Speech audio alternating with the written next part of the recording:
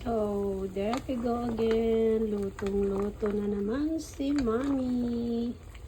Ito magluluto tayo ng sinampalukan na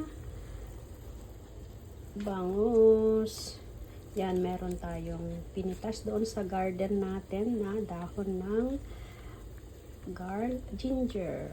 So, yan, may sili tayo.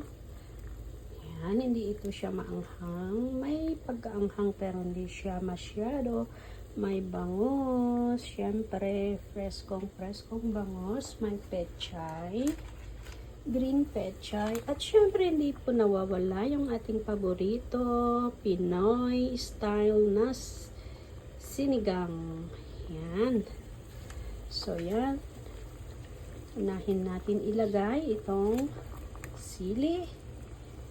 Siyempre, ang ating bangus.